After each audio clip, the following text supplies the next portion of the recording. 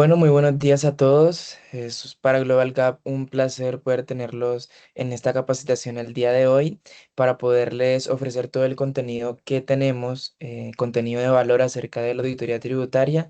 Vamos a tocar temas de exógena y early steps. También para presentarnos como firma, somos Global Gap, somos asesores bilingües en soluciones contables, financieras y tributarias. Contamos con poco más de 14 años de experiencia en el mercado ofreciendo soluciones en gestión de impuestos, outsourcing BPO y de nómina, auditoría fiscal, consultoría y capacitaciones empresariales de diversos temas. Contamos con una presencia estratégica en diversos países de América Latina, en Europa y Asia, lo que nos permite brindar y fortalecer nuestra capacidad operativa y garantizar una cobertura internacional.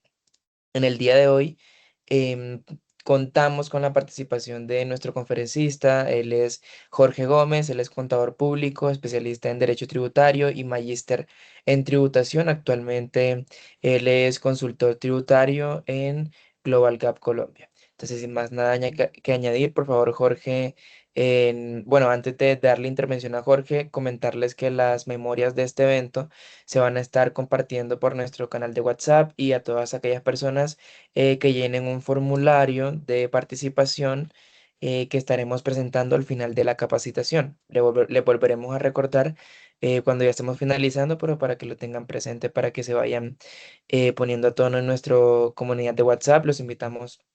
Ahí usualmente estamos compartiendo contenido de valor y por este medio compartimos todas las memorias y grabaciones de las diferentes capacitaciones que tenemos a lo largo del año. Sin más nada que añadir, Jorge, por favor. Bueno, primero que todo, muy buenos días para todos. Espero que esta conferencia sea pues de gran utilidad, de gran uso para todos los que estamos acá presentes. Y gracias a Juan por esta presentación y a Global Car por esta oportunidad. Entonces, en el contexto de de la información exógena, es necesario tener en cuenta cosas importantes como lo que es el entorno tributario actual. Es importante tener presente la implicación no solamente de la inteligencia artificial, del Big Data y Business Analytics y demás temas que está utilizando no solamente desde el entorno empresarial, sino también desde el proceso de fiscalización. Entonces, nosotros al tener un proceso de fiscalización importante, ¿sí? No solamente desde el proceso de la elaboración de la información, sino por parte del entorno fiscalizador para poder tener presente, para poder controlar la información que se le está reportando, es un aspecto que es muy importante a tener en cuenta. ¿De acuerdo? Ya la DIAN cada vez está más tecnificada y por ende puede tener todas las capacidades de generar una fiscalización a partir de la tecnología de información. Igualmente, ya el tema de la documentación electrónica. Hace muy poco tiempo, uno lo siente ya muy poco, uno sentía que hablar de documentación electrónica era algo lejos, era algo lejano. Y no, la documentación electrónica es algo que es muy importante desde una perspectiva importante y es el tema de la procedencia de los costos y deducciones y por ende de los costos de los impuestos descontables asociados a esas expensas. Entonces es importante la documentación electrónica no solamente como fuente de fiscalización o eventualmente lo que se pueda esperar como varios criterios para la eliminación, esperamos en algún momento, de varios temas de la información exógena. E igualmente, tener presente que la omisión de activos, inclusión de pasivos inexistentes, omisión de ingresos e inclusión de costos de costos o deducciones no procedentes, no solamente implica una de las sanciones más altas que tiene el sistema tributario, que es la sanción por inexactitud, sino que de igual forma procede una acción penal frente a estas actuaciones. Entonces es importante tener en cuenta este entorno en el cual nosotros nos tenemos que mover en relación de la información exógena, ¿sí? E igualmente, nosotros tenemos que partir de nuevas responsabilidades. Tengamos presentes que el artículo 1 de la resolución de exógena nos indica quiénes son los obligados a a presentar este tipo de información. Entonces, inicialmente vamos a tener a quienes durante el año grabable 2024 o 2025 hayan obtenido ingresos superiores a 11.800 VT si eres persona natural. Y adicional tiene una condición que suma frente a la que ya existe, que es la de los ingresos brutos por rentas de capital y o rentas no laborales. Es decir, si usted tuvo ingresos superiores a 11.800 VT, pero todos sus ingresos provienen de rentas de trabajo, usted no estaría obligado a presentar información exógena en primera instancia. ¿Listos? Entonces aquí es importante tener presente esto. Para el régimen simple, 11.800 VTs, que fue el régimen simple, es una, eh, que fue incluido toda vez que en las resoluciones anteriores, pues no se le estaba teniendo en cuenta, pero ya se le tiene en cuenta como obligado a reportar a aquellas entidades que pertenecen al régimen simple o a las personas naturales que pertenecen al régimen simple. E igualmente, tenemos a las personas jurídicas. Las personas jurídicas tuvieron una disminución en sus ingresos muy significativos. Hace unos años, estos ingresos, hace 5, 6, 7 años, eran superiores a 500 millones de pesos. Igual en este momento están por 112 millones de pesos. Para el 2024, 119 millones de pesos para el año 2025, que es el año objeto de reportar. E igualmente, toda entidad que sea susceptible de practicar retenciones o autorretenciones en la fuente, a título de renta, a título de IVA o a título de timbre, que son los impuestos nacionales, se obliga a presentar la declaración, se obliga a presentar, perdón, la información exógena. Entonces es importante que que aquí califican las entidades que estén obligadas a practicar. Si no practicaron, ya es otra connotación, pero el hecho es que estén obligadas a hacerlo. Ahora bien, igualmente ya tenemos nosotros que son 555 y 587 millones de pesos de VTs para estar obligados a presentar la información exógena. E igualmente que vamos a tener presente como importante en la elaboración de nuestros medios magnéticos. Uno de los formatos que normalmente nos genera un cúmulo de dificultades por la complejidad que puede llegar a tener es el formato 1001, que es el de pagos o abonos en cuenta. Aquí es necesario tener presente que la información exógena es como un espejo. Tú debes ver la información exógena como un espejo. ¿Qué significa verla como un espejo? Y es que yo tengo que reportar acá lo que para el otro va a constituir un ingreso, independiente que en mi renta proceda o no la deducción del pago. Entonces, lo primero que vamos a hacer es, oiga, ¿qué vamos a llevar acá? Uno, todo aquello que me constituya costo de deducción en la declaración de renta, es decir, aquello que yo lleve como gasto, como costo procedente en la declaración de renta, e incluyendo compras de activos, e incluyendo compras que no hubiesen sido procedentes como deducibles. Entonces, los pagos que yo le haga a un tercero, aquí los voy a reportar, siempre y cuando esos pagos no provengan de rentas laborales. ¿De acuerdo? Entonces, si los pagos de rentas laborales van acá en otro formato, que luego lo trataremos. Pero igualmente tener presente que muchas veces nosotros simplemente generamos un tema de una deducción y al generar el tema de la deducción ya estamos reportando un tercero y demás. Aquí es importante tener presente que esto debe constituirle una renta para un tercero. Ahora bien, los montos de cuantías mínimas que son los que reportamos con el 222, famoso código, identificador 222, es necesario tener presente que cada vez va bajando y ahorita va en 3 VTs. Aquí es importante tener presente que no se puede tener un reporte de cuantías menores con un tercero donde haya retención en la fuente. La retención en la fuente, así la base sea inferior a las 3 VTs, tiene que reportarse por tercero. Entonces, importantísimo tener ahí ese criterio en la deducción. Ahora bien, igualmente, las entidades del régimen tributario especial, pues van a reportar en la columna de pagos deducibles o no deducibles, si van dependiendo según la relación que tengan en esos pagos en su procedencia en la declaración de renta. Listos. Entonces tengamos presente que, uno, cuantías menores, 3 VTs. Se sigue reportando con el 222, pero si es retención en la fuente, no se reporta la cuantía menor, se reporta el tercero común y corriente. Los pagos que se hagan a empleados o a terceros que no sean empleados en virtud de una renta de trabajo no van en el 1001, van en el 2276. ¿Listos? Ahora bien, Cuando yo tengo, uy, perdón, que aquí me pasó un momento, los pagos o abonos en cuenta.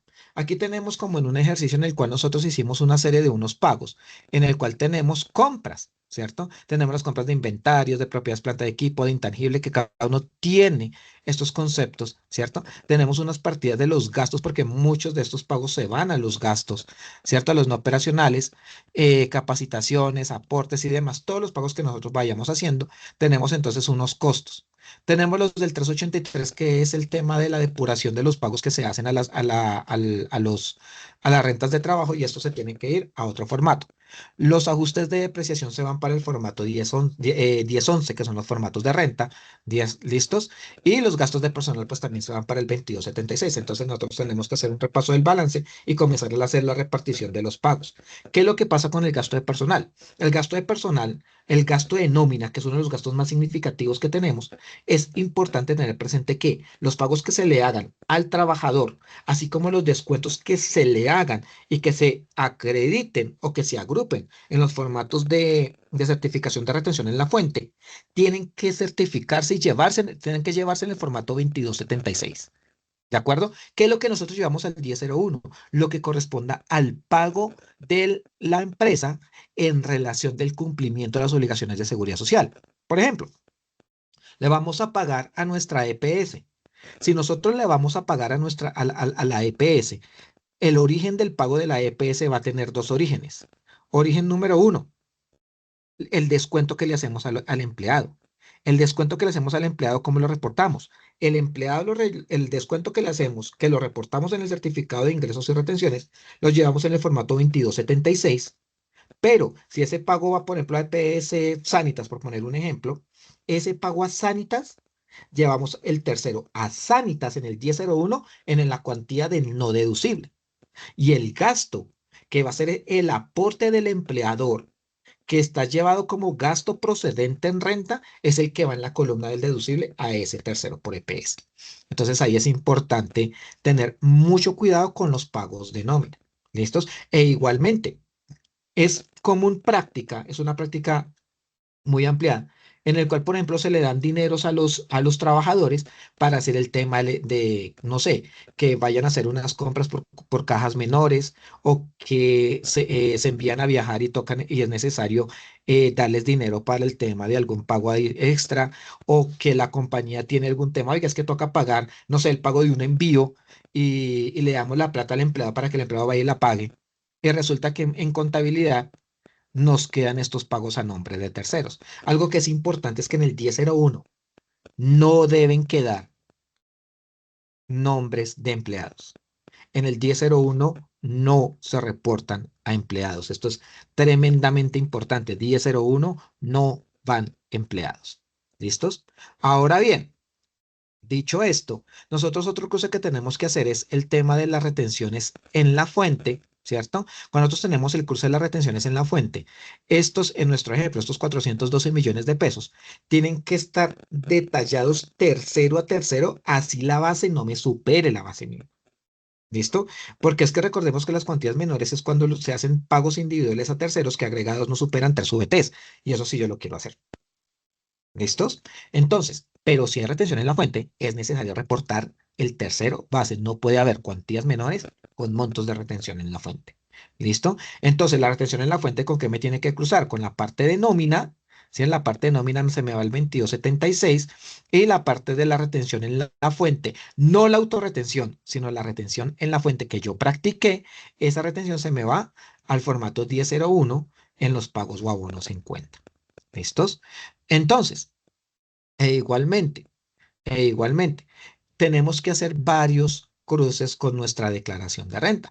¿Por qué tenemos que hacer varios cruces en nuestra declaración de renta? Por lo que ya sabemos que no todos los pagos que nosotros hagamos, o no todos los cargos que nosotros hagamos se van a ir se van a ir como pagos o abonos en cuenta. ¿Cierto? No podemos llevar la depreciación, el formato de la depreciación se me va en el formato 1011, que es la declaración de renta, gastos de personal ya lo sabemos. La diferencia, en cambio, tiene un concepto, pero en el formulario del ingreso, que es el formato 1007, cuando tenemos la diferencia en cambio realizada, es la que se reporta.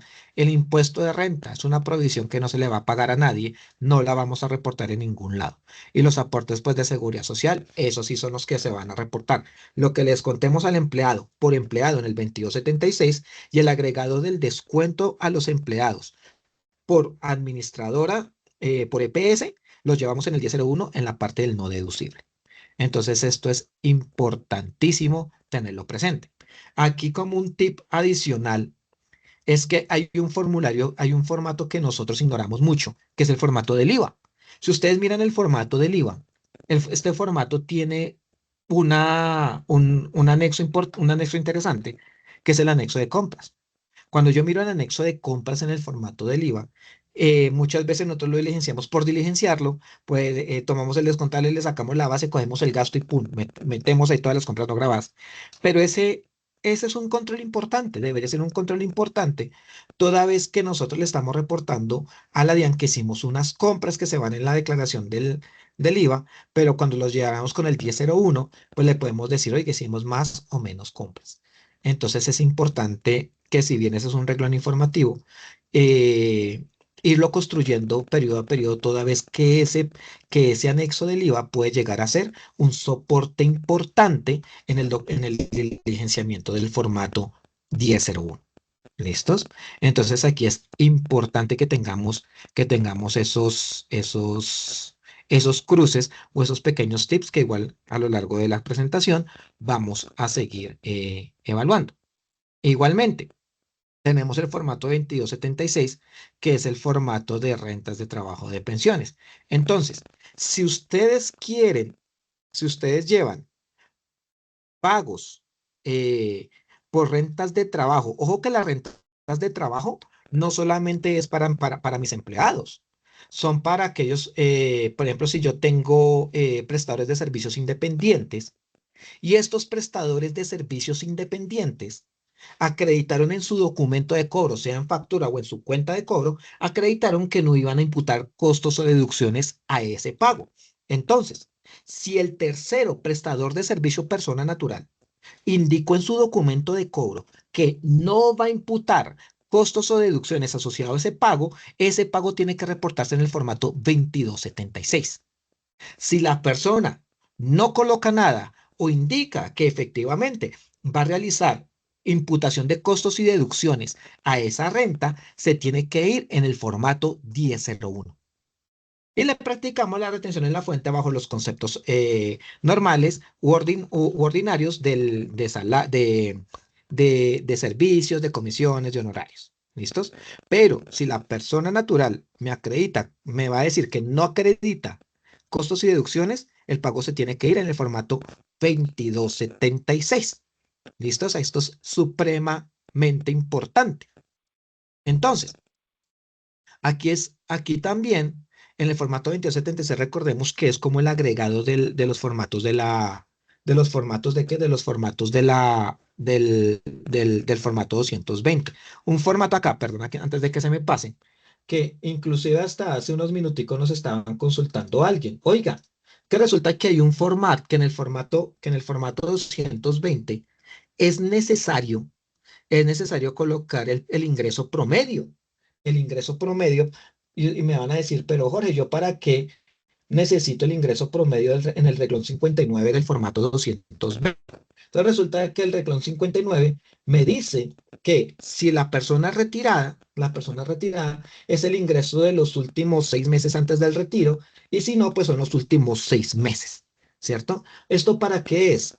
Esto resulta que como nosotros le acreditamos cesantías, el promedio el ingreso por cesantías que no supere el promedio de los últimos 6 meses van a ser rentas exentas. Entonces es necesario tener cuidado con la información de este reglón que tenemos ahí en este formato. ¿Listos? Entonces, ojo con el formato 2276, es un formato largo. Es un formato largo porque tiene todas las casillas del formato 220, que es el certificado de ingresos y retenciones, y tiene que ir a ese concepto. Y no solamente y tengamos también presente que si nosotros hacemos un pago a un tercero que no acredita costos y deducciones, por la prestación de servicios en forma personal, también toca generar el 220. Y aquí es importante una cosa. Si yo, por ejemplo, le voy a hacer un pago a una persona natural, y esta persona natural, hay tres personas naturales, un trabajador, el señor contador, el señor contador, y vamos a tener a otra persona que es el dueño del edificio y que nos arrienda el edificio. ¿De acuerdo? Técnicamente las tres personas están generando algún tipo de servicio. La persona que tiene un contrato de trabajo se le remuneran por sus servicios, pero tiene una vinculación laboral, va en el 2276.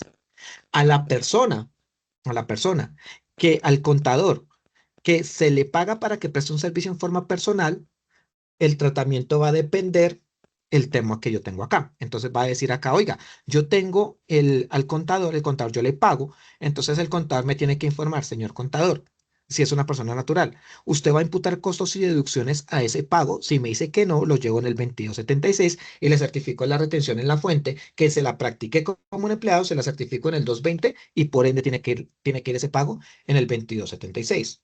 Ahora bien, si el contador me dice, no, yo voy a imputar costos y deducciones a esta renta, no lo reporto en el 2276. Le doy el certificado de retención en la fuente, ese modelo regular que todo el mundo utiliza, y lo declaro en el formato 1001. ¿Listos? Entonces, para que lo tengamos eso ahí también muy presente. Se mueve mucho. Entonces, entonces, eh, está diciendo acá, ojo, está diciendo acá, en el formato 1011, formatos de declaración de renta. El formato de la declaración de renta, como nosotros lo vimos ahorita, hay varios conceptos que van a ser expensas, y no solamente van a ser expensas, sino que son expensas que no están cargados a nombre de un tercero. Tal vez lo recordarán hace algunos años, tocaba reportar en el 1001 el tema de los conceptos de depreciación, por ejemplo. Entonces ya en el 1011, en el 1001, en el 1011 ya te dicen, viejo, no lleves esa información que es propia de una renta, sino llévala en el formato 1011. El formato 1011 contiene la información de dos declaraciones, la declaración de renta y la declaración de IVA. ¿Listos?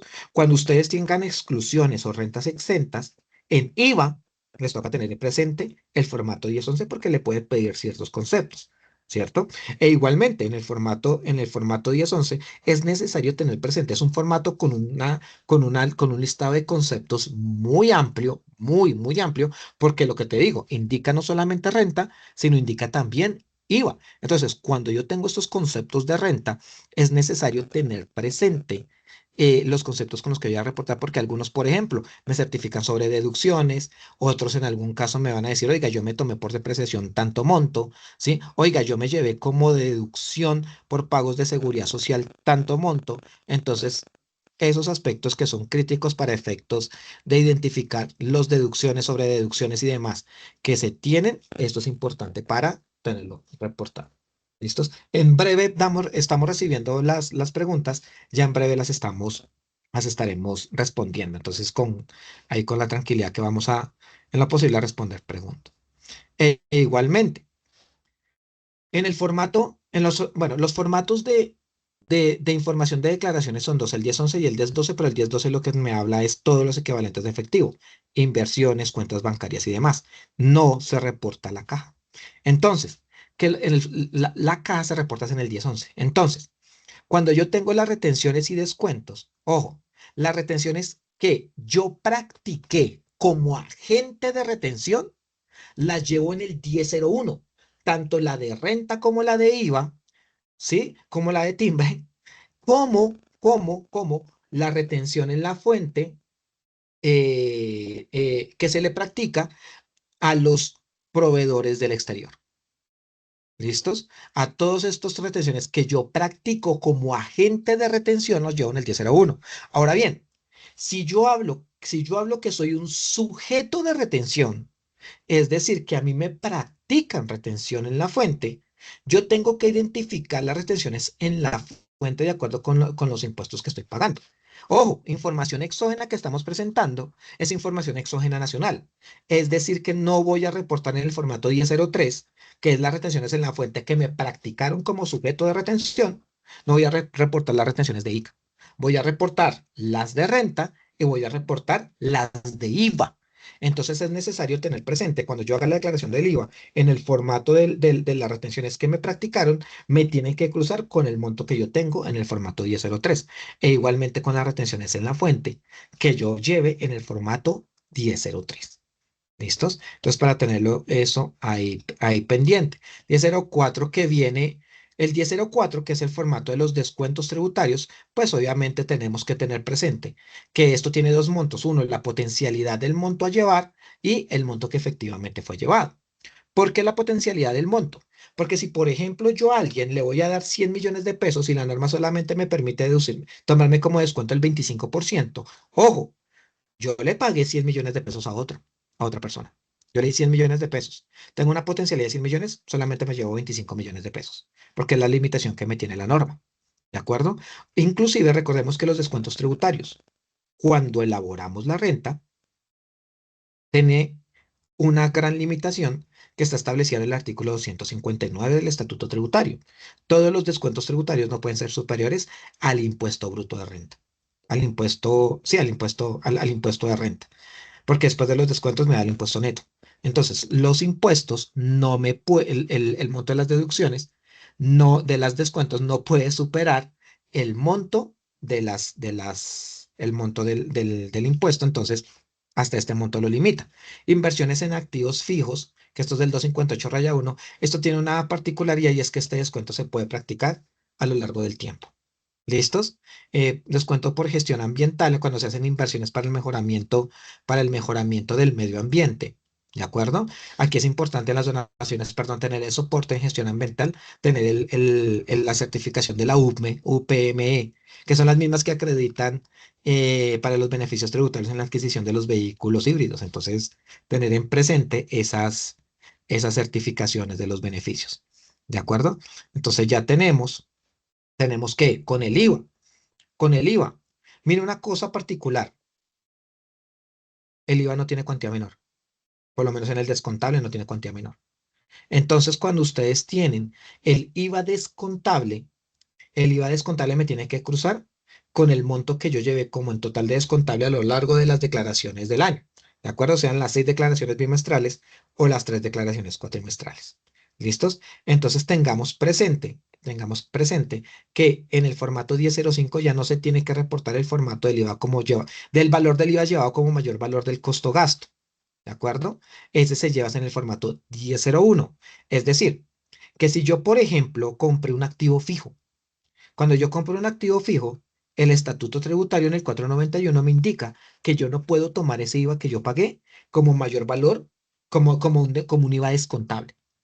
Entonces, al no poderlo llevarlo como un IVA descontable, no lo puedo llevar en el formato 1005, sino yo lo llevo en el formato 1001 en la casilla de IVA como yo llevaba como mayor valor del costo. E igualmente, si yo vendo productos grabados y vendo productos excluidos, tengo que hacer un proceso que se llama el prorrateo del IVA. Entonces, al momento de yo hacer el prorrateo del IVA, el momento de yo hacer el prorrateo del IVA, hay una parte de ese IVA que se me va como gasto, ¿m? Que no me lo puedo llevar como es contable. Ese IVA se va en el formato, en el formato 1001. ¿Listos? Entonces aquí es importante tener presente eso. E igualmente tener presente que, por ejemplo, hay formatos como el 1007 que tiene como unos rezagos en la estructuración del formato que sigue teniendo la estructura antigua. Entonces también toca tener mucho cuidado por ese lado.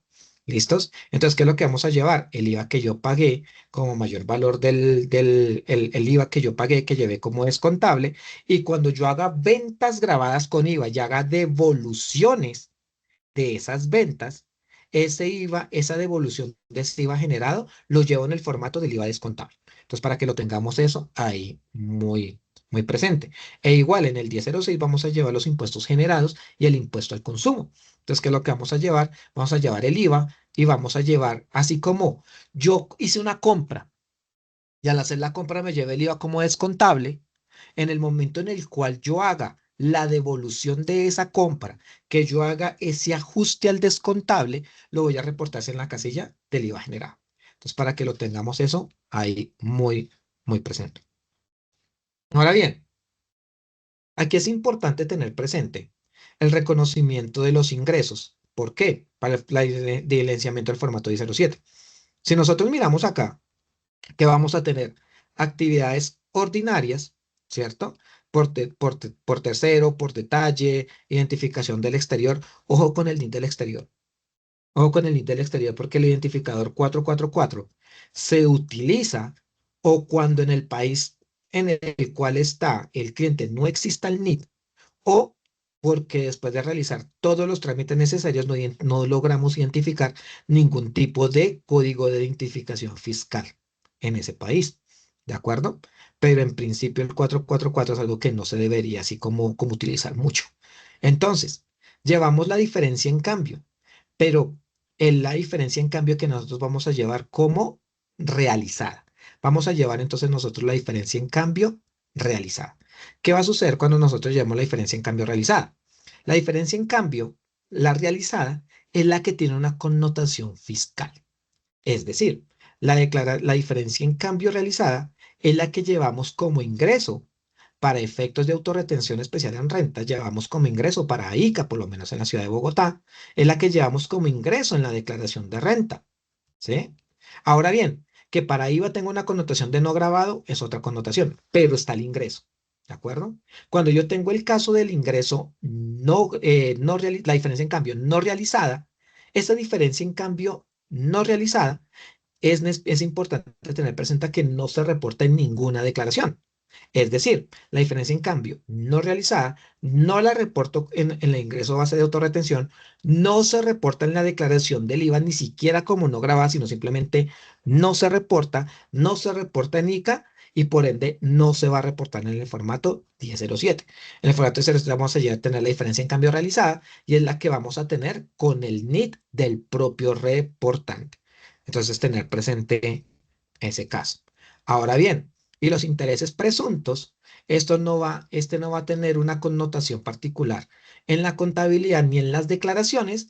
¿Por qué? Porque el interés presunto parte de un supuesto de derecho en el cual la financiación por parte de un socio hacia la sociedad o de la sociedad hacia el socio, quien tenga la cuenta por cobrar, tiene que acreditar fiscalmente unos ingresos, que tienen que ser mínimo la tasa del DTF a 31 de diciembre a 360 días del año anterior. Entonces, cuando yo dé diligencia los intereses presuntos, tengo que tenerlo identificado con un código particular y esa va a ser la diferencia que yo voy a tener entre mi contabilidad, mis declaraciones y mi declaración de renta. ¿Listos? Entonces, dicho esto, ¿qué es lo que nosotros vamos a mirar? O, por ejemplo, aquí lo tenemos. Tenemos un detalle de unas ventas, tenemos unos ingresos de unas ventas, tenemos las devoluciones, pues porque podemos tener las devoluciones en formato 1007, ¿cierto? Pero ¿qué es lo que va a suceder? Que vamos a llevar, tenemos 18 millones de pesos en ventas, pero resulta que tenemos 306 millones de pesos de interés presunto. Tenemos que llevar todos los ingresos brutos, los 19 millones, porque el interés presunto hace parte del ingreso fiscal, pero voy a tener esa partida conciliatoria y esta partida conciliatoria es la que yo voy a tener. Perdón. Entonces, cuando yo tenga esa partida conciliatoria, ¿sí? La partida conciliatoria del interés presunto me toca tener muy documentado esto. ¿Por qué? Porque resulta que cuando yo llegue y yo le diga a la DIAN, señores DIAN, yo te voy a reportar 19 millones de pesos en ingresos. Bueno, son 19.000, pues obviamente eso se reporta al formato 2516. Pero si no estás obligado, porque hay empresas que no se obligan al formato 20 a reportar el 2516, que es el formato de conciliación fiscal, entonces en este caso va a tener la diferencia entre el monto, ay, le dice clic, entre el monto de la exógena y el monto de la declaración. Entonces toca tener presente el tema de los intereses presuntos como una partida conciliatoria. ¿Listos? Ahora bien, ¿qué va a pasar con el tema de las cuentas por cobrar y las cuentas por pagar? Cuando yo tenga, perdón, cuando tenga las cuentas por cobrar, es necesario tener presente que me exige esto tiene una cantidad mínima que son de 12 VTs. ¿Listos? Entonces, ¿qué vamos a reportar ahí? Todas las cuentas que yo tenga por cobrar, sean o no comerciales, con su respectivo deterioro de cartera. ¿Listos? Aquí es importante ya irnos con renta, a ver cómo tenemos el deterioro de la cartera y tengamos presente que ese deterioro de cartera y demás, todo eso toca llevarlo por tercero. Entonces, tengo la cuenta por cobrar, que es todo el saldo de la cuenta 13, a los que manejan el PUC comercial. se reporta la cuenta por correo y todas las cuentas del pasivo que se tengan en el formato 1009 de las cuentas por pagar. Ahora bien, aquí es importante tener presente varias cosas, sobre todo en las cuentas por pagar. Y es que en las cuentas por pagar, yo voy a reportar son pasivos consolidados. Es decir, si yo tengo saldos en mis cuentas de pasivo de provisiones que no se van a reportar como pasivo fiscal en la declaración de renta, no van a ser reportados como pasivo en la declaración de renta. ¿Listos? Entonces, entonces, ¿qué va a pasar aquí con esto? Luego vamos a tener antes de esto, cuando yo tenga partidas en moneda extranjera, es, yo reporto es a la tasa en la cual se constituyó la obligación. Yo no puedo reportar esto a la tasa, yo no puedo reportar esto a la tasa de cierre, ¿de acuerdo? Yo reporto es a la tasa histórica. ¿Vamos claros? Entonces tener presente eso ahí muy, muy presente. Ahora bien, formato 1010, que es el formato de los reportes de accionistas. Aquí, ¿qué es lo que vamos a reportar? Vamos a reportar es el aporte físico.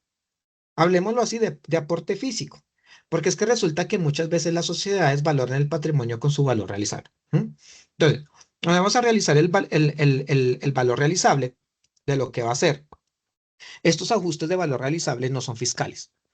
Y lo que le interesa a la administración tributaria es lo que sea para el accionista reportado como un activo fiscal. ¿Qué quiere decir esto?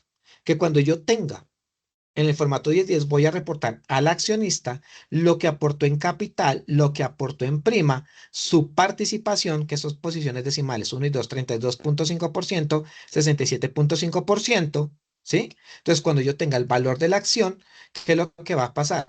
Que yo tengo que reportar, en este caso 58,5 millones, esta persona tiene 63 millones y medio de aportes, de suerte tal que esta persona, Juan Duarte, en su declaración de renta, reporta inversiones por 63 millones y medio. ¿Listos? Entonces, para que lo tengamos eso supremamente presente, vamos a reportar es el monto del pago que efectivamente se realizó. Oiga, es que resulta que las acciones son 20 millones de pesos y la persona aportó 70. ¿Reporto los 20? No, reporta los 70. Así los 20 se hayan ido a capital y los otros 50 como prima. Es lo que la persona efectivamente aportó a la sociedad. ¿Vamos claros? Aquí es importante tener presente estos. ¿Listos? Y los dividendos no se reportan en el 1010. ¿M?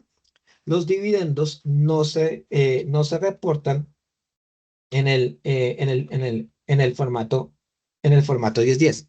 Los dividendos se van a reportar es en el formato 1001. Y tengamos presente una cosa. Cuando yo hago pago de dividendos o yo decreto dividendos, que para efectos fiscales yo lo reporto como un pago para el tercero, que va a ser un ingreso para ese tercero, ¿qué es lo que va a suceder? Que el pago de ese dividendo para ese tercero le va a constituir un ingreso. Pero ojo, cuando yo hago el pago de los dividendos, como yo no estoy afectando las cuentas de las expensas, yo no me voy a llevar ese pago como una deducción en renta. Es decir, que el dividendo lo voy a reportar en el formato 1001 como un pago no deducible. ¿Listos? Entonces, para que lo tengamos eso ahí también muy presente. Los dividendos se decretan es en el formato 1001, no en el formato 1010. ¿Listos? Entonces, perdón. En el tema de las inversiones, en el tema de las cuentas bancarias, títulos y derechos, acciones y aportes. ¿Ven? Aquí, ¿qué es lo que vamos a tener? De acuerdo con el monto que yo lleve en la declaración de renta, que es el saldo del extracto bancario. Sí, que eso lo establece el artículo 168, que cuando yo llevo el efectivo yo lo llevo no por el saldo contable, sino por el saldo del extracto. Entonces es importante tener presente las cuentas cuadradas ahí, el tema del tener la conciliación bancaria. ¿Listo? El valor patrimonial de los certificados de depósitos en títulos, criptoactivos y todos los derechos fiduciarios, que además se tengan en cabeza de la persona declarante, ¿cierto? Y igual las acciones o aportes que se tienen en otras sociedades. Es decir, que en este caso, perdón, si Juan Duarte tiene que reportar exógena O Compañía El Trébol, mejor, mira, Compañía El Trébol, reporta 121,5 millones, 10 días, le reportaron. Nosotros dijimos, oiga, es que mi accionista es Compañía El Trébol y aportó 131,5 millones. Resulta que aquí, para Compañía El Trébol, tiene que reportar acá en el formato 1012 los 131,5 millones, que para que esto me cruce con el monto de las inversiones. Listos. E igualmente, tenemos que tener presente cómo vamos a validar el formato. Entonces tenemos de las cuentas por cobrar, las promesas y demás, el impuesto de industria y comercio, de anticipo retenido, es decir, el de la 1355/18, lo reportamos en las cuentas por cobrar bajo el concepto 1307. ¿Listos? Entonces vamos a tener la aplicación de los formatos. De acuerdo, entonces tenemos el 1012, tenemos el 1012 con las inversiones, todas las cuentas por cobrar en el 1008, los anticipos de impuestos corrientes de las retenciones que me practicaron en el 1003, las retenciones que me practicaron, excepto las de ICA, porque las de ICA no me las voy a llevar en los impuestos nacionales. Entonces, luego de eso, Luego de eso, vamos a tener entonces la compra en el 1001, las compras. Entonces vamos a mirar el tema del saldo débito de la cuenta, ¿sí? El tema de las materias primas con determinados conceptos, con las propiedades, planta y equipo, con los activos intangibles, ¿cierto? Entonces, ¿qué pasa con el tema de los contratos de estabilidad jurídica? Los contratos de estabilidad jurídica es algo que se firmó hace muchos, muchos años. Este decreto, este artículo, el 158.3, está derogado, pero pues obviamente para los que tienen estos contratos de estabilidad jurídica, para algunos años les va a seguir llevando. ¿Listos? Entonces en el formato 1001 y tenemos el cruce de cómo llevarlos por los conceptos con el saldo débito. Tengamos presente el saldo débito, que es el incremento de la cuenta. Ahora bien, en la validación o aplicación de los formatos, ¿cierto? También vamos a tener el cargo de los impuestos diferidos, ¿cierto? Los gastos pagados que corresponden a rentas de trabajo van al 2276. ¿Listo? Ojo, en el 1001 no llevamos empleados. Si yo cojo el 1001, yo filtro por tercero y hay un empleado, quedó mal. Ese reporte quedó mal. ¿Listo? No puede haber reportes de empleados en el formato 1001. Entonces, el valor registrado en el débito de las cuentas. Listo. Ahora bien, con el pasivo, ¿qué vamos a hacer con los pasivos? Entonces, si tengo con el pasivo 2203, 2201, de acuerdo con los montos de los pagos, con el tema de los dividendos, tiene que mirar, ojo, el pago o abono en cuenta va dependiendo de qué, de cuándo vienen los dividendos. ¿Por qué? No de cuándo los pago, sino que yo los voy a pagar. ¿Por qué? Porque es que resulta que cuando yo los pago, yo tengo que mirar que así los paguen en el año 2025 o en el año 2026, me toca mirar es el origen de las utilidades que dieron lugar a esos dividendos. Entonces, si van como no grabados, van en el 5068, como grabados 5069, cuando pertenezcan a utilidades generadas en el año 2016 y anteriores, o 5070 y 5071, cuando son no grabados o grabados de las utilidades provenientes del año 2017 en adelante. Y recordemos, los dividendos en donde se reportan en el 1001 en la columna del no deducible. ¿Listos? Listos. Ahora bien, y las retenciones en la fuente, pues eso tienen que aparecer en el 1001, excepto las de las nóminas. Ahora bien, igualmente vamos a tener con los impuestos, ahí con los conceptos, vamos a tener 2204, 2205 con lo que tenga por beneficios empleados y por otros cargos diferidos. ¿Listos? Entonces ahí rápidamente tenemos los conceptos bajo los cuales nosotros vamos a cruzar de acuerdo con nuestro balance el saldo de los pasivos en el concepto 1009. Ahora bien, como ya dijimos los dividendos de qué van a reportar. Entonces, si yo reporto dividendos de utilidades del año 2000, 2020, 2016 hacia atrás, entonces, ¿qué va a pasar? ¿Qué voy a reportar? Si yo decreto dividendos, entonces voy a reportar en el 5068 el dividendo grabado. Si lo ven, el dividendo grabado encabeza al accionista, la retención en la fuente, que es la del 20% que yo le practiqué cuando yo decreto dividendos, ¿cierto? Dividendos grabados sobre utilidad general del año 2016 hacia atrás y que el beneficiario del pago sea declarante de renta.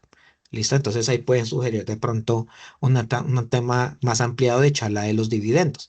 Concepto 5069, los 164 millones de pesos que serían los dividendos no grabados, que vendrían de los 45 más los, más los 129, son los que me están sumando aquí los 174 millones de pesos. En el concepto 5070, entonces tengo los dividendos grabados, ¿cierto? Tengo los dividendos grabados, pero que estos dividendos grabados provienen ya del año 2016 hacia adelante. ¿Listo? Y pues obviamente voy a tener la retención en la fuente que me haya aplicado de acuerdo con la depuración del artículo 242. E igualmente, en el 5071, todas las utilidades de los 83, los 143 y los 129, 310, estos tres números, 83, 143 y 129, los voy a reportar en el concepto 5071 al ser dividendos no grabados de utilidades provenientes del año 2017 en adelante. ¿Listo? Se va en el formato 1001 en el no deducibles. Ahora bien, ahora bien, me quedé sin aire. Entonces, ¿qué vamos a pasar entonces cuando tengamos los ingresos? Cuando tengamos los ingresos, en los ingresos vamos a tener, en el reporte, vamos a tener ingresos en el concepto 1001, las otras ventas, los otros ingresos y demás. Entonces, eh, en el formato, en el tema de recuperaciones de costos y gastos. Uf, lo que pasa es que ese concepto, como no se incluyó algo aparte, lo vamos a llevar en el concepto 4002 como otros cargos no operacionales. ¿Listos? ¿Por qué? Porque el concepto no fue indicado en la resolución ni en el formato. Y la utilidad, la que es el valor recibido en el valor recibido. Es decir, cuando yo vendo un activo fijo, yo contablemente hago el retiro del activo y lo que me quedó entre lo que yo recibí y lo que retiré del activo contable los llevo como un ingreso contable. Y eso está bien contablemente. Fiscalmente, yo no voy a llevar la utilidad. Fiscalmente, yo voy a llevar es el valor de la venta. Y en el formato 1011 yo voy a reportar cuál fue el costo de ese activo fijo que yo vendí. ¿Listos? Entonces, pues ya el mismo sistema de la DIAN determinará la utilidad en la enajenación de la venta, en la enajenación del activo. ¿Listo? Y los beneficios a empleados, pues obviamente ya va dependiendo con ciertos conceptos del 1011, sobre todo en el formato 1011, ¿cierto? ¿Qué pasa con los viáticos? Los viáticos se reportan con el formato 5055, pero te presento una cosa y es que los viáticos tienen que estar justificados. ¿Listo? Entonces, ¿qué es lo que va a pasar? Que si yo pago unos viáticos, y si esos viáticos, el empleado no me legaliza con las facturas correspondientes, hay dos alternativas. O le digo al empleado viejo, le descuento ese pago, o dos, se los llevo como un ingreso suyo. Y si los llevo como un ingreso suyo, ya se sale del 1001, se va para el 2276. Pero ojo, no reportamos en los viáticos al tercero del empleado. ¿Listos? Aquí lo que llamamos, por ejemplo, en el 1001 en capacitación, pues, por ejemplo, si ustedes le están pagando una capacitación, pagan a quien está dando la capacitación, la de los otros proveedores, la de los uniformes, la de la caja de compensación familiar, si le pagamos el tema de deporte para los empleados, lo que decíamos de los conceptos de aportes a RL, EPS, fondos de pensión y los aportes para fiscales los estamos llevando con estos conceptos, con el tercero de la ARL, de la APS, de la caja, del SENA y demás, en el formato 1001, en lo deducible, que son los aportes de la empresa. Los aportes que se le descuentan al empleado se van con estos mismos conceptos, con estos mismos terceros, pero en el no deducible. Entonces, tenerlo eso ahí muy presente. Ahora bien, ¿qué va a pasar igual con los gastos? Pues vamos a tener los mismos conceptos, ¿cierto? Dependiendo el concepto, estos conceptos de honorarios y demás, esos conceptos de honorarios se van acá en el 1001 siempre y cuando la persona manifieste, si es una persona, si es una persona, uy, se me fue, si es una persona que son los honorarios de una persona natural que acredita costos y deducciones, van ahí. Si esta persona no acredita costos y deducciones o estipula que no va a acreditar costos y deducciones a ese pago, se van en el formato 2276. ¿Listo? Entonces aquí tenemos con los conceptos, ¿sí? El GMF se me va a tal concepto al 8211, cómo mirar el tema de los viáticos, ¿cierto? Porque es que resulta que esto tiene, y les invitamos a leer concepto 2454, ¿cierto? Aquí una persona que me está preguntando, ¿y los viáticos? Lo estamos viendo las preguntas, no sé, aquí lo estamos viendo. Puede que no las haya respondido en el momento, pero las estamos viendo. Entonces aquí le toca ver el concepto 2454 de 2019 de la DIAN que te habla sobre el tratamiento que le estamos dando ahorita. Entonces, ojo con el tema de los viáticos. ¿Listos? ¿Yo reporto viáticos? Sí, pero los reportes en cabeza del beneficiario del pago, no de la persona, no del empleado. Yo no puedo dejar empleados en el formato 1001. Ahora bien, ahora bien. Tips. Realizar las conciliaciones con las retenciones en la fuente, con las retenciones de IVA. ¿Listos? Oiga, el tema, a veces venden macros, ¿m? O en la página de la DIAN, el famoso, ¿cómo se llama? En el consultar el estado del RUT, el número de identificación real de las personas. A mí me gusta mucho consultar esto porque hay una parte que te dice si el RUT, por ejemplo, está vencido, si el RUT, por ejemplo, está vencido, no, está inactivo, si el RUT corresponde a terceros que están declarados como insolventes o demás, porque eso tiene un tema importante en la renta. ¿Listos? No usar cuantías menores en lo posible, no usar cuantías menores. Ojo con los terceros, ¿cierto? Que no queden volteados, sobre todo en el 1008, en el 1009, que tenemos en un cliente ese pequeño gran problema que tiene la cartera, unos saldos de cartera por terceros volteadas, ¿cierto? Ojo con el tema de las conciliaciones de valores deducibles, ¿sí? Y diligenciar los pagos realizados a personas naturales. ¿De acuerdo? Entonces, ojo con las personas naturales. Si los llevamos como rentas de trabajo, es decir, que no acreditan costos y deducciones, se van al 2276. Si estipulan que van a acreditar costos o deducciones o no acreditan nada, se va como un criterio general y se va en el 1001. ¿Listos? Entonces, para que lo tengamos eso ahí supremamente presente. ¿Listos?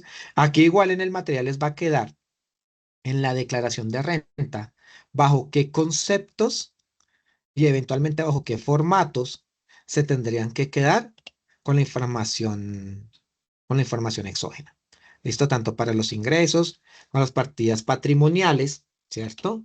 E igualmente para las partidas de los costos y de las de rentas exentas y de las retenciones en la fuente.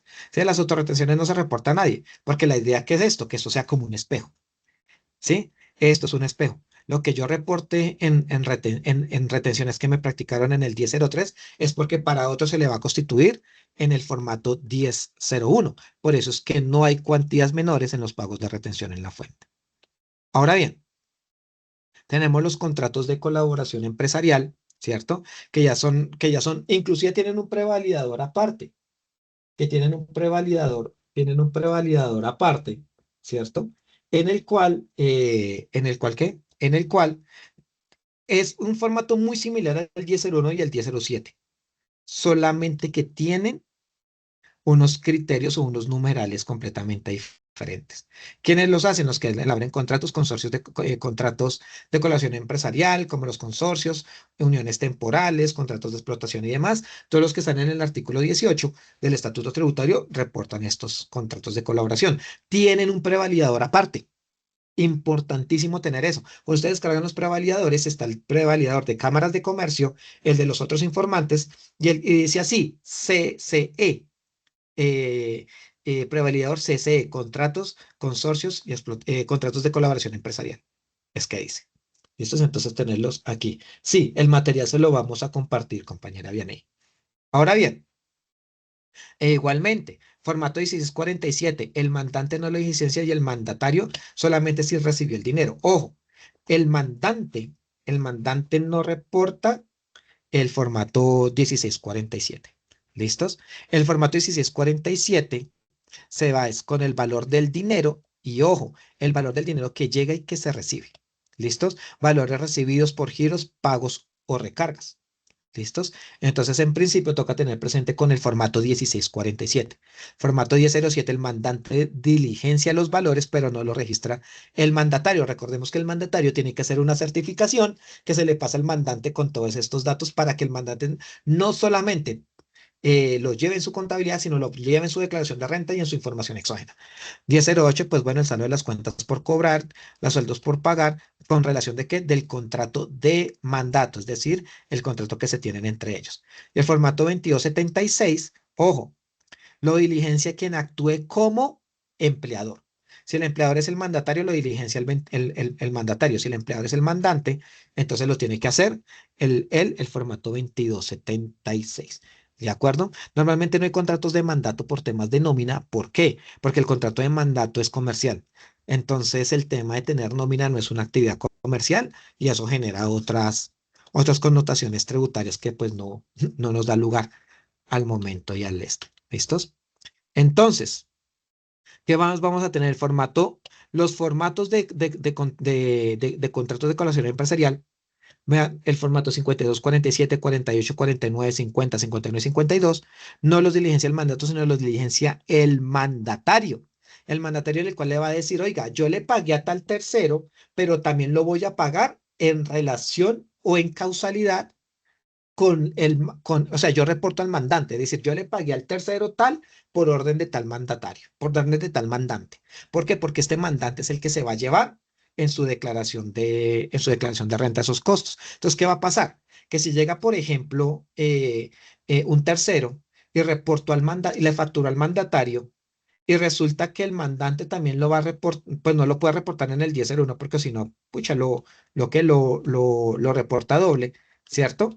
Entonces lo que va a pasar es que el mandatario lo reporta para decir, oiga, o sea, si lo reporta el mandante, perdón, si el mandante lo reporta, va a decirle a Diana, oiga, pero tal tercero me está diciendo que le compró. Entonces el mandatario es el que cierra el círculo. El mandatario le dice, sí, yo le pagué a tal tercero por orden de tal mandante. De esa forma se cierra el círculo. Ojo con los contratos de colaboración empresarial, porque todo aquel que suscriba contratos de colaboración empresarial tiene que diligenciar este formato, independientemente de que sea persona natural o persona jurídica. Eso sí, no tiene, oiga, que es que no tengo ingresos, que es que no tengo los montos, que es que las retenciones, nada que ver.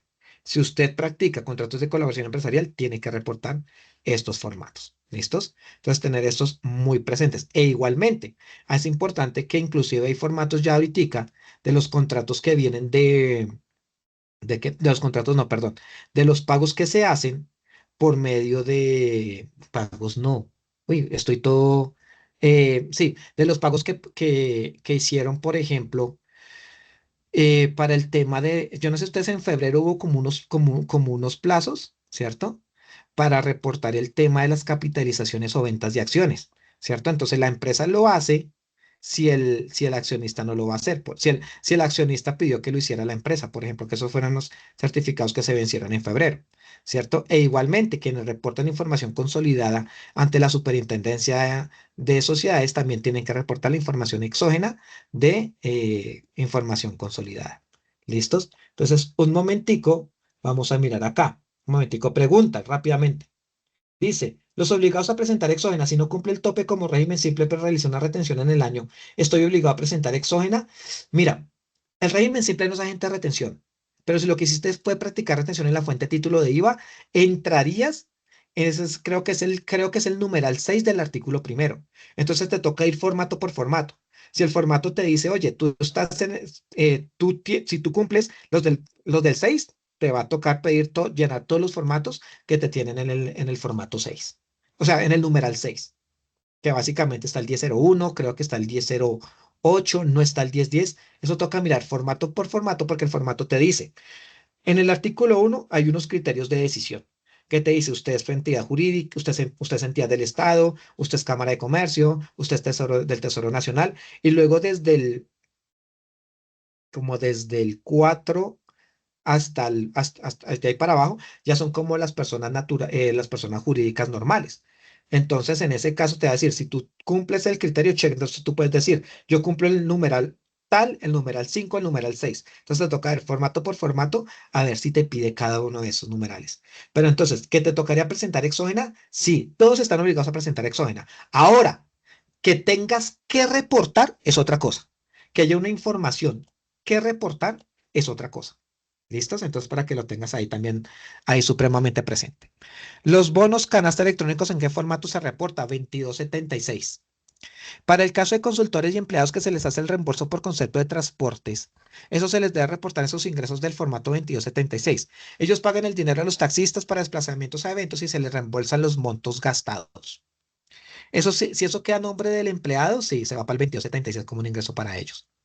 ¿Con qué NIT se reportan los arrendatarios en un contrato de mandato en el formato 1001? Los arriendos tienen una particularidad y esto lo están hablando sobre todo desde el tema de vista de las inmobiliarias. Dice, el arrendatario con el NIT reporta el pago del arriendo con el formato 1001 con el NIT de la inmobiliaria o del propietario del inmueble. No, tiene que serlo con el propietario del inmueble. Entonces la inmobiliaria le tiene que decir al arrendador, al arrendatario, que toman arriendo el arrendatario, le tiene que decir, el dueño del inmueble es tal persona, ¿sí?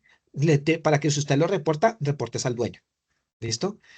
Andrea Fonseca pregunta, en una entidad sin ánimo de lucro, si algunas personas y una persona en específico se lleva una parte de la nómina como actividad meritoria, ¿cómo se reporta lo de la seguridad social? ¿Se reporta tal cual los valores se pagó en las planillas? Sí, tienen que llevarse.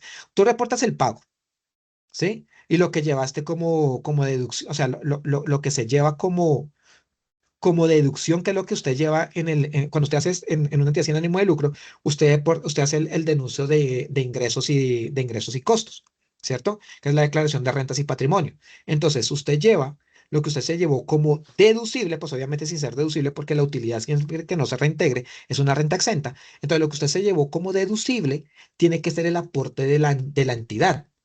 ¿Listos? Entonces se lo lleva ahí en el formato 1001. ¿Le tiene que cruzar con el pago? Sí, le tiene que cruzar con el pago. Pero entonces, ¿qué es lo que va a pasar? Que usted va a llevar en el formato de ser uno como deducible lo que usted aportó a esa EPS. Puede que usted tenga pagos que no sean deducibles o el aporte que haya hecho el empleado, eso se va como no deducible. Ahora bien, si todo el pago no se lo llevó, si el pago no se lo llevó como deducible, no le procede por alguna forma, se va como no deducible. Pregunta Jenny. ¿Cómo se reporta a las entidades que tercerizan el suministro de gasolina? Solo cobra la administración, pero entre la información que la empresa suministra no entrega los NIT de las estaciones de servicio. Aquí hay un tema, aquí hay un tema fuerte. Entonces, a las entidades que dan el reparto de administración. Entonces, si usted hace un pago, ¿qué es lo que va a pasar? Que usted va a hacer un pago y usted va a decirle al tercero viejo, aquí tenemos un problema. Y es que si usted me da suministro, yo le tengo que pagar dos cosas.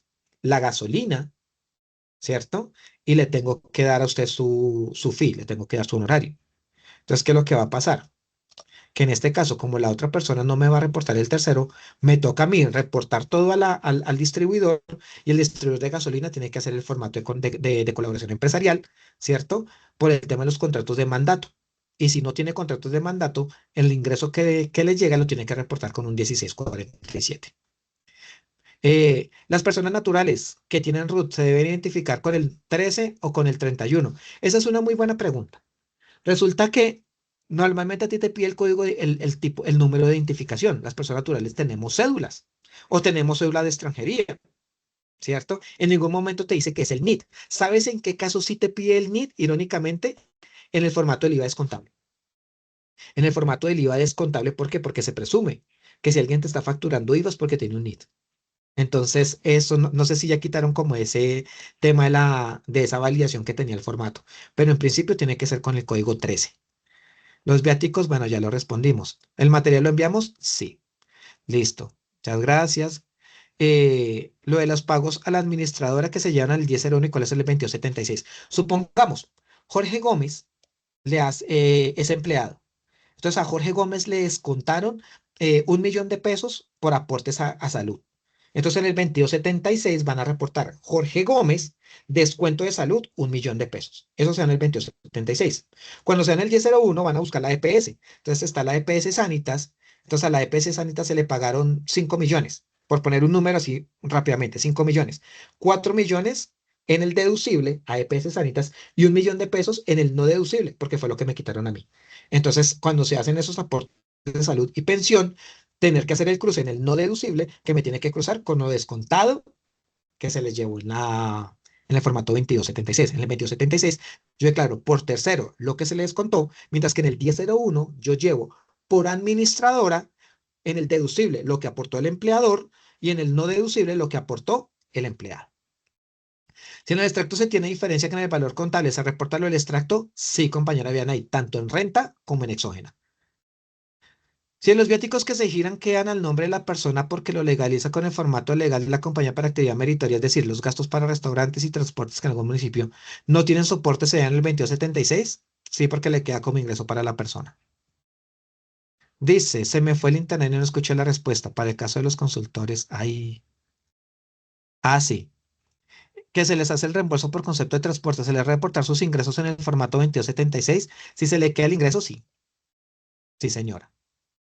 Es decir, si le queda el nombre del empleado porque no legalizó bien el tercero, entonces usted, o una de dos, o le descuenta ese pago a la persona, o porque es que tenga presente que si usted le hace ese pago y no está debidamente soportado, para usted como empresa tampoco va a ser deducible. Y para que sea deducible, ¿qué es lo que tiene que hacer? Someterlo a retención en la fuente del empleado, es decir, tomarlo como un ingreso laboral para que usted como empresa ese pago también le quede como deducible en renta. ¿Listos? Entonces, señores, queremos hacerle dos invitaciones. Primera invitación, en este hacemos, por favor, un scan a este código QR. En este código QR, aquí vamos a tener un pequeño quiz, un pequeño como,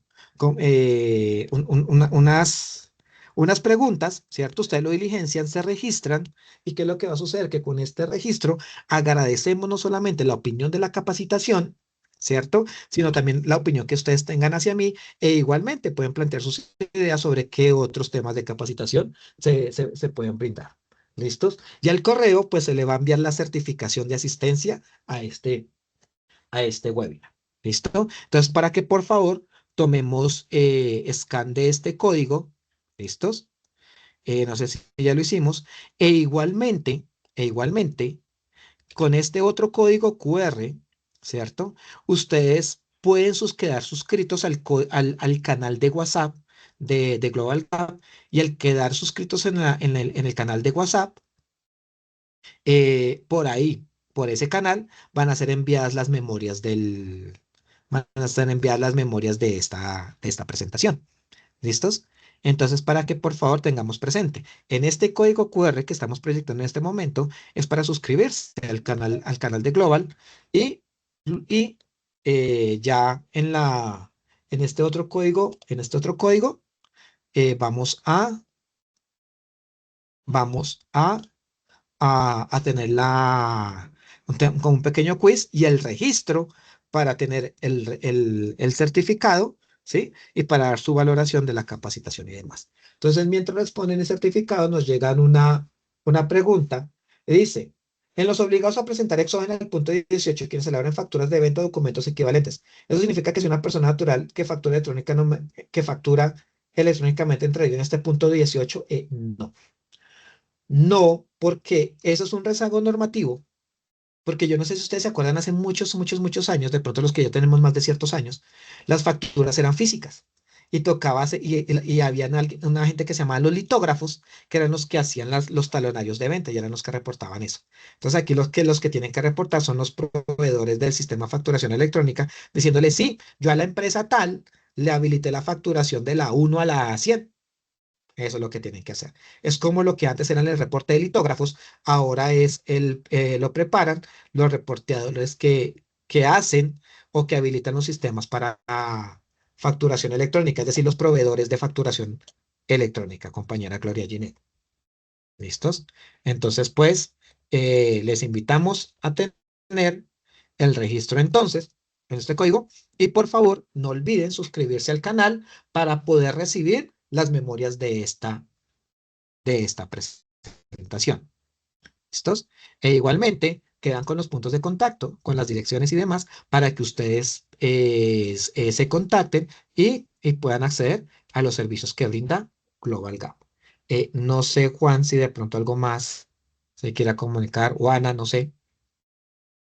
Hola Jorge, no, por el momento sería solo eso. Les agradecemos por la asistencia y que puedan estar pendientes a nuestro canal de WhatsApp, que por ahí estaremos compartiendo muchas más capacitaciones a lo largo del año. Muchas gracias por su asistencia. Listo. Muchísimas, muchísimas gracias a todos. Entonces, pues, mire, ya queda el link del formulario y demás. ¿Listos? Muchísimas gracias a todos ustedes por su atención y por sus preguntas.